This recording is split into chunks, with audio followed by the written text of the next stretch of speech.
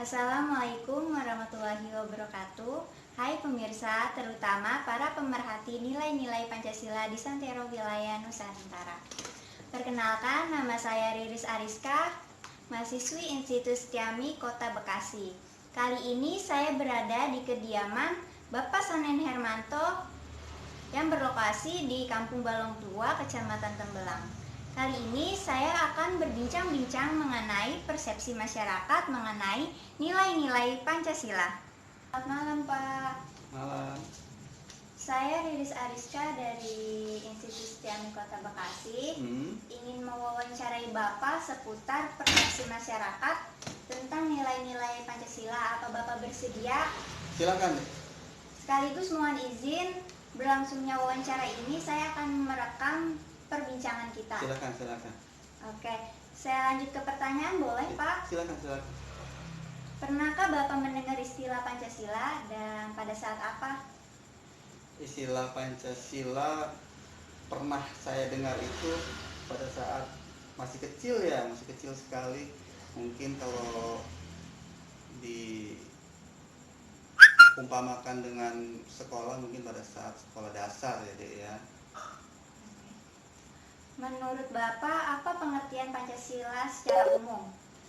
Pancasila kalau menurut saya itu secara umum kita mengenalnya itu sebagai dasar negara, sebagai pandangan hidup berbangsa dan bernegara, sebagai falsafat bangsa dan negara, dan juga secara umum di masyarakat kita mengenal Pancasila itu sebagai sebuah keharusan yang harus kita jalankan, yang harus kita amalkan dalam kehidupan sehari-hari deh.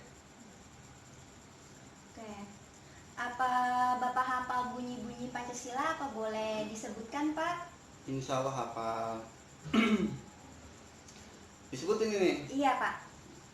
Pancasila, 1. Ketuhanan yang Maha Esa, 2. Kemanusiaan yang adil dan beradab, 3. Persatuan Indonesia, 4. Kerakyatan yang dipimpin oleh hikmah kebijaksanaan dalam permusyawaratan perwakilan, 5. Keadilan sosial bagi seluruh rakyat Indonesia. Wah, masih sangat hafal, Pak ya. Hafal. Menurut Bapak, pentingkah rakyat Indonesia perlu memahami dan mengamalkan nilai-nilai Pancasila dan mengapa, Pak? Sangat penting, karena dalam kehidupan kita berbangsa, bernegara, bersosial itu sudah diatur dalam Pancasila. Bagaimana kita menghormati orang lain, bagaimana kita menghormati orang tua, bagaimana kita berhidup bertoleransi, bagaimana kita dapat bersosialisasi dengan baik terhadap masyarakat satu dengan yang lainnya. Ya, sangat penting ya. Artinya Pancasila itu dikenal, dipelajari, dan diamalkan. Selanjutnya, Pak, bagaimana gambaran secara umum suasana kehidupan keagamaan masyarakat di sekitar tempat tinggal Bapak?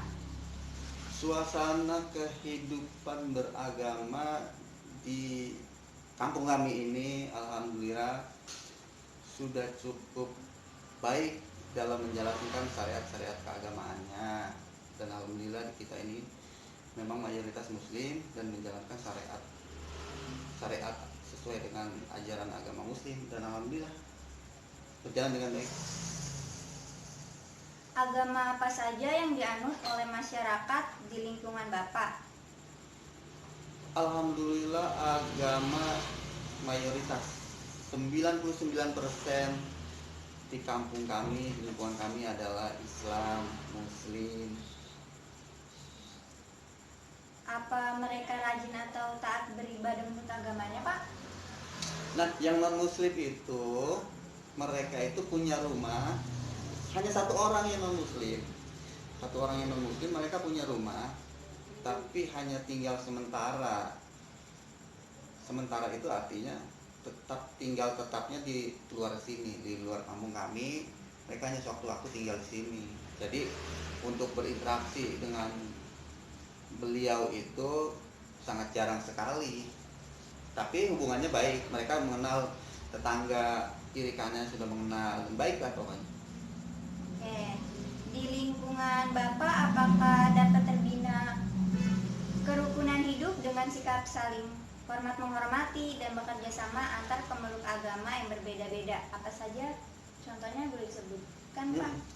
Saya bilang tadi 99% itu masyarakat kita itu Muslim, Islam. Jadi hanya satu orang yang beragama non Muslim, dan alhamdulillah untuk kerukunan hidup dengan beliau yang satu orang ini sangat baik ya, saling mengunjungi, saling menyapa, saling apabila ada keperluan bakti sosial mereka selalu ikut. Kalaupun memang mereka tidak tinggal di sini, tapi sewaktu-waktu mereka dapat berinteraksi sosial dengan baik dengan warga sini. Oke, makasih ya Pak. Selanjutnya, apakah di lingkungan Bapak pernah terjadi pemaksaan suatu agama kepada orang lain, Pak? Alhamdulillah tidak. Baik, selanjutnya Pak, apakah di lingkungan Bapak masih ada perlakuan yang semena-mena kepada sesama manusia yang tidak sesuai dengan hakikat dan martabatnya sebagai sesama makhluk Tuhan? Jika ada, apa boleh diberikan contohnya, Pak? Alhamdulillah ya, kalau masyarakat di kampung ini masyarakatnya taat hukum ya, tahu hukum, kemudian jadi bisa menempatkan mana perbuatan-perbuatan yang melanggar hukum, mana perbuatan-perbuatan yang tidak melanggar hukum.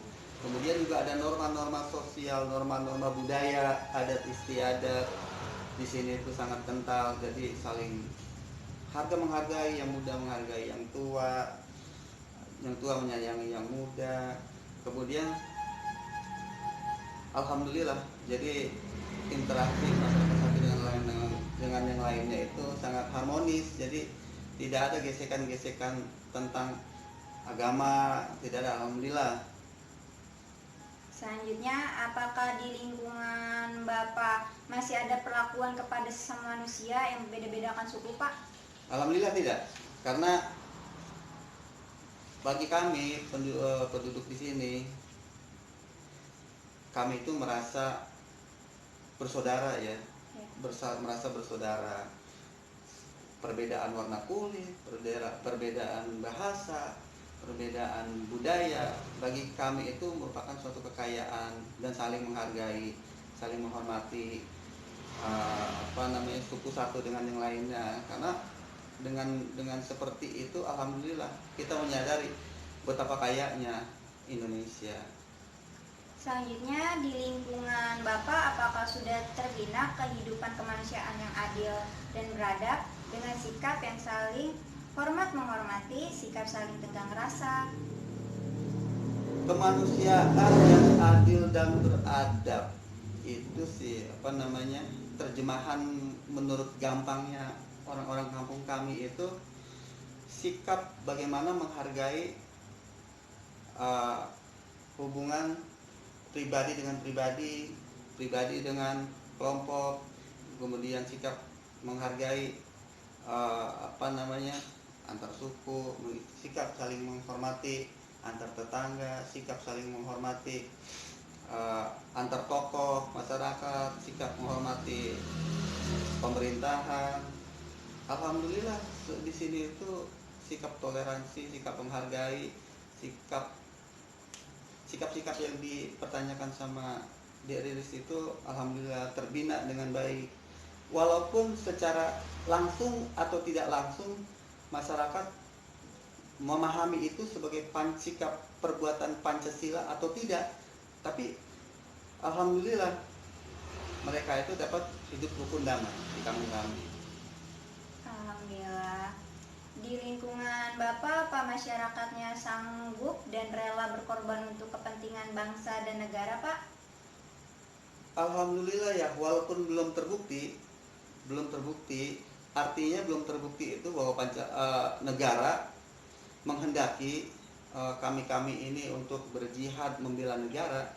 Tapi apabila negara menghendaki, memanggil untuk dapat bela negara, kami sangat siap sekali, karena bagaimanapun juga di lingkungan kami ini memupuk sikap cinta tanah air itu kedudukannya sangat tinggi, karena di atas segala-galanya itu rasa kemerdekaan, perdamaian perdamaian abadi itu memang cita-cita luhur bangsa. Apabila itu terganggu, maka pribadi-pribadi, jiwa-jiwa kami itu sangat siap sekali untuk membela tanah air dan bangsa ini.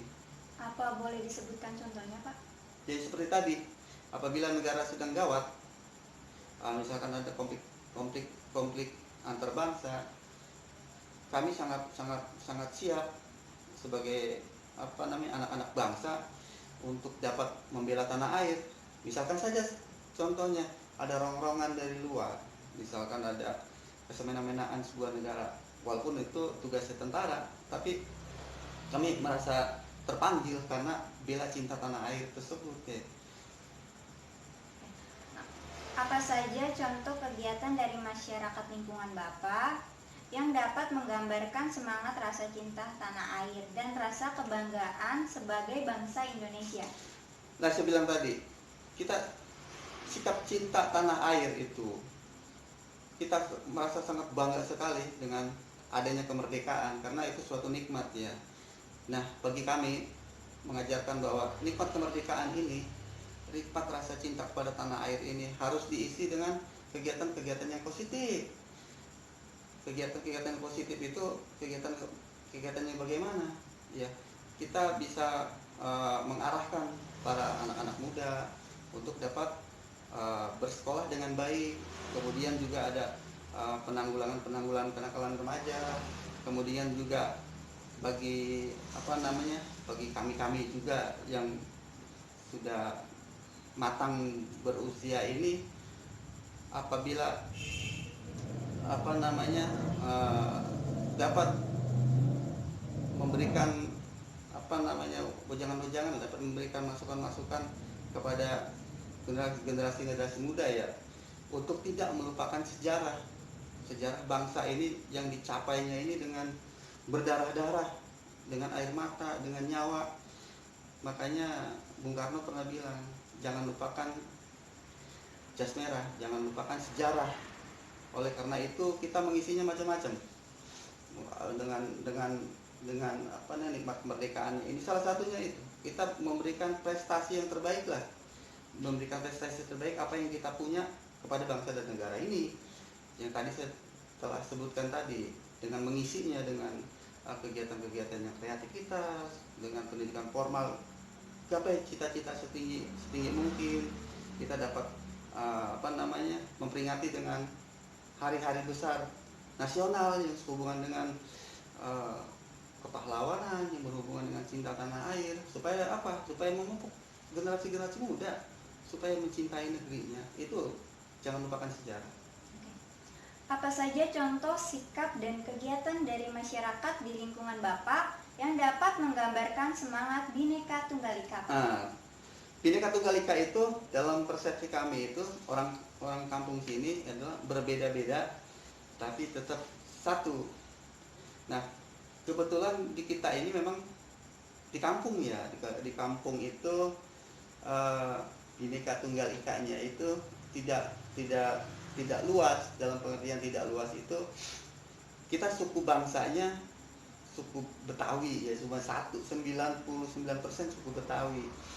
Terus juga bahasanya bahasa Betawi. Jadi dalam konsep Bhinneka Tunggal Ika itu, bagi kami yang memang sukunya satu, bahasanya satu, paling ya itu kita menghargai apabila ada perbedaan itu, kita sangat menghargai karena itu suatu kekayaan khasanah nasional Indonesia yang kita banggakan. Nah, oleh karena itu bagaimana caranya kita menghargai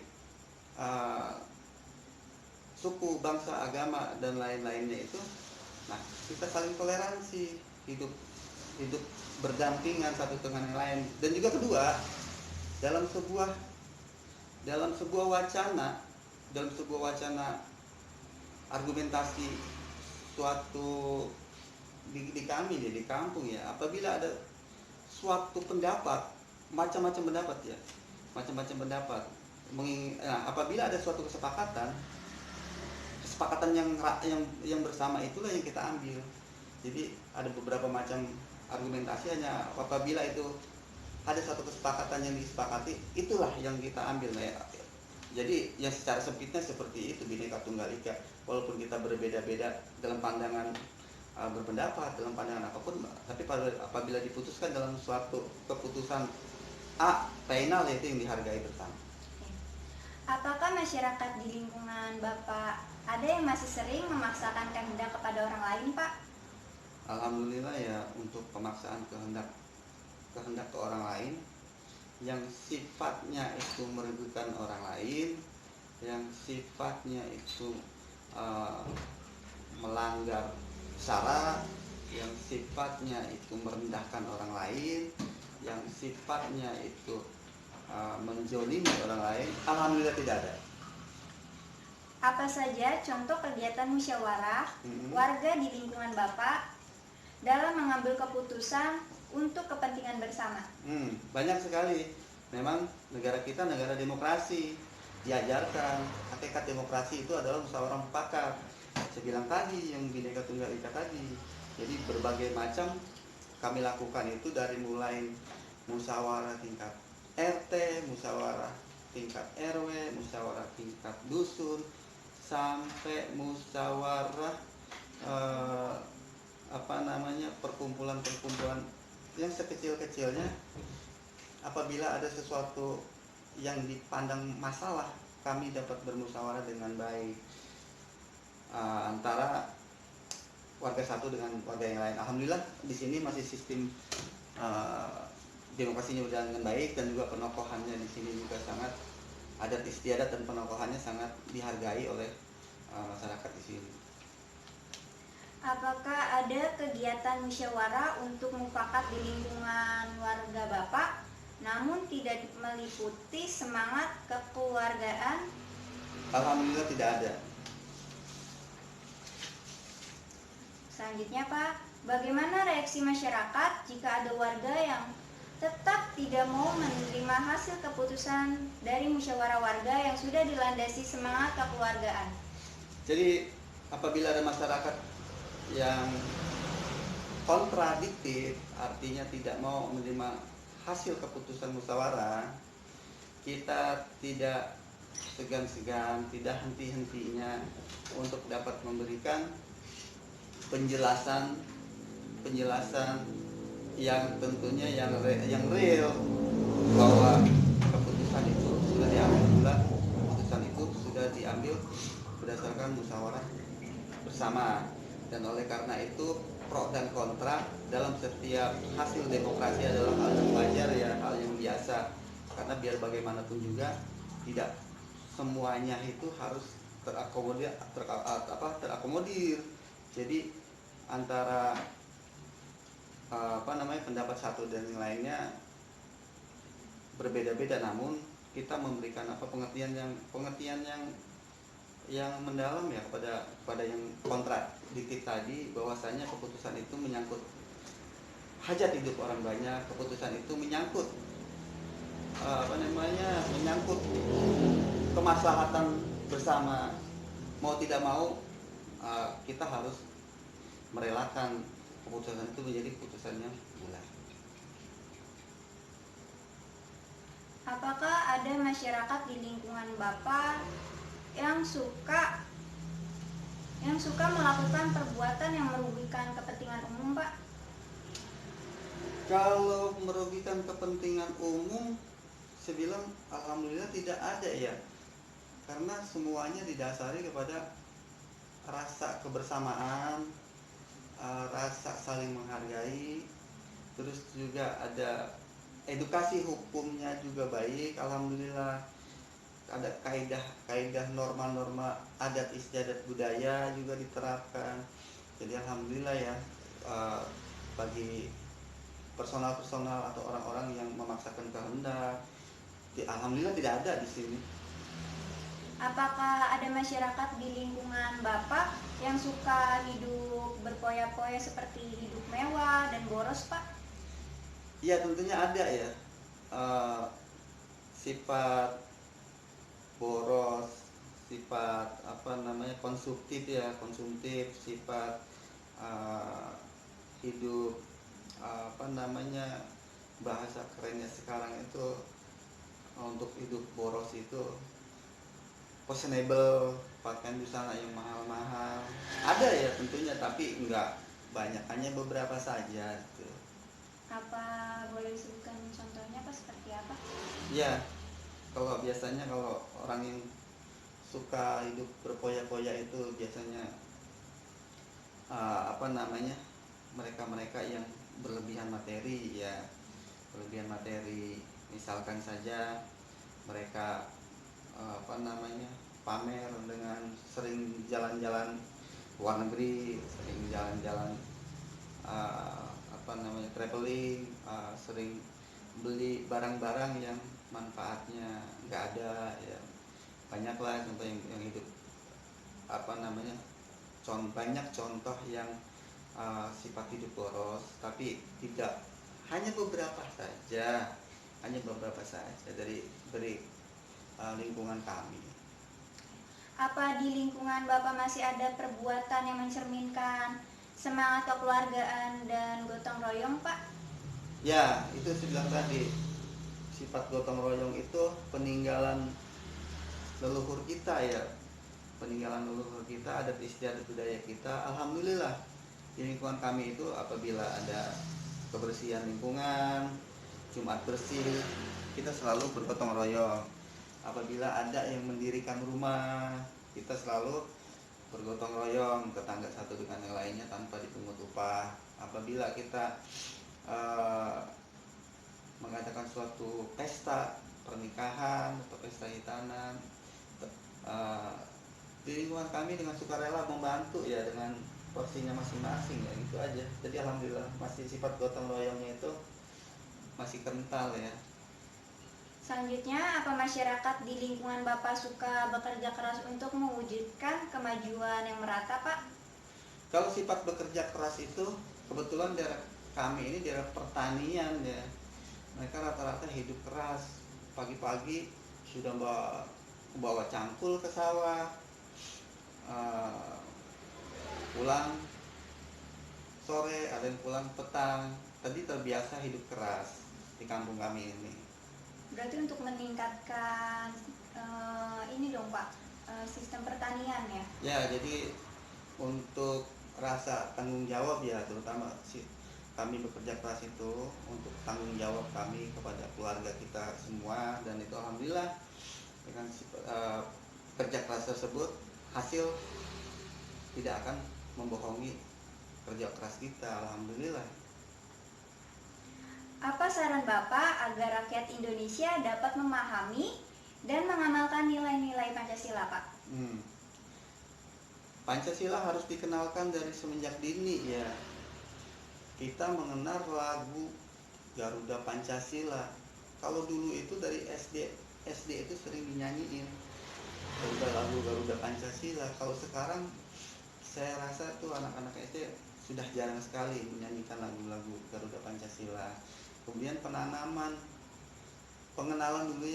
Pancasila itu harus ditanamkan dari pendidikan dasar ya, pendidikan sekolah dasar, SMP, SMA sampai perguruan tinggi. Jangan pernah ditinggalkan, karena kan lahirnya Pancasila itu tersendiri kan merupakan kristalisasi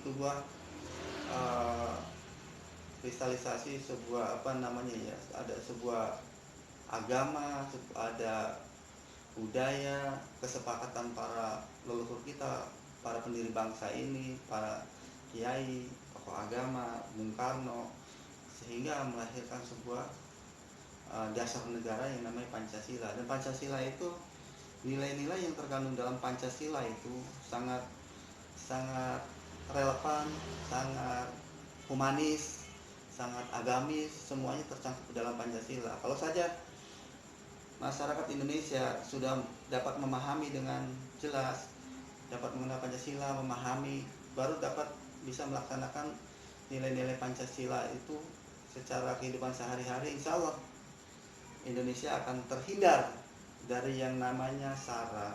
Indonesia akan terhindar dari yang namanya korupsi. Indonesia akan terhindar dari yang namanya perang antar suku. Indonesia akan terhindar dari segala hal-hal yang buruk, karena setiap butir-butir dalam Pancasila 5 sila itu sudah mencakup aspek-aspek berbangsa bernegara, aspek-aspek kehidupan sosial masyarakat. Sekira bagi pemerintah khususnya untuk dapat memberikan porsi yang ideal pengenalan Pancasila dari tingkat dasar sampai dengan perguruan tinggi. Nah, untuk itu perlu dilakukan penggalakan kembali, entah itu seminar-seminar Pancasila, entah itu lomba-lomba Pancasila, entah itu apa semacamnya, guna untuk memupuk Pancasila ini supaya membumi di Indonesia. Itu saja, Dek Riris. Selanjutnya Pak, pertanyaan yang terakhir. Iya, monggo. Perlukah nilai-nilai Pancasila itu dimasyarakatkan lagi melalui kurikulum di sekolah dan kegiatan penataran di tengah masyarakat?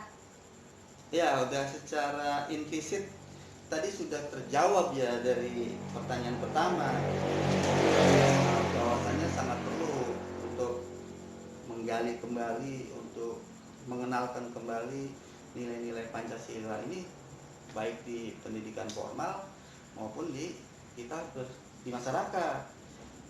Bagaimana di masyarakat ini? Ya, bagi kita ada kewajiban bersama, itu baik dari ulama maupun dari umaroh, dalam hal ini pemerintah, ya punya kewajiban yang sama untuk dapat membumikan Pancasila, untuk dapat menggali Pancasila dengan sebaik-baiknya supaya kita hidupnya itu sesuai dengan Pancasila. Jadi insya Allah kalau Pancasila sini sudah baik di muka bumi Indonesia, wabil khusus di kampung kita, insya Allah Indonesia akan, cita-cita bangsa itu akan cepat terrealisasi ya, menjadi masyarakat yang adil, menjadi masyarakat yang sejahtera. Itu insya Allah akan lebih cepat terjangkau. Jembatan emas yang ada di depan mata itu kita akan lampaui. Itu loh, Dek. Terima kasih banyak Pak telah berkenan meluangkan waktunya dan telah berkenan membantu memberikan jawaban atas beberapa pertanyaan dalam wawancara ini. Sekaligus saya mohon izin bahwa hasil video wawancara ini setelah diedit selanjutnya nanti akan saya tayangkan melalui channel YouTube. Apa diperbolehkan Pak? Silakan, Dek. Selagi itu bermanfaat buat Ade dan bermanfaat untuk institusi, sangat bangga sekali ya. Dan apabila mungkin ada jawaban-jawaban saya yang kurang berkenan, mungkin jawaban saya tidak relevan dengan yang sesuai dengan yang diinginkan, saya mohon maaf yang sebesar-besarnya, karena memang pengetahuan saya tentang Pancasila sangat minim sekali. Dek Riris. Ya, terima kasih Pak ya. Sama-sama. Oke, inilah perbincangan saya mengenai nilai-nilai Pancasila bersama Bapak Sanen Hermanto. Kurang lebihnya mohon dimaafkan dan assalamualaikum warahmatullahi wabarakatuh. Waalaikumsalam.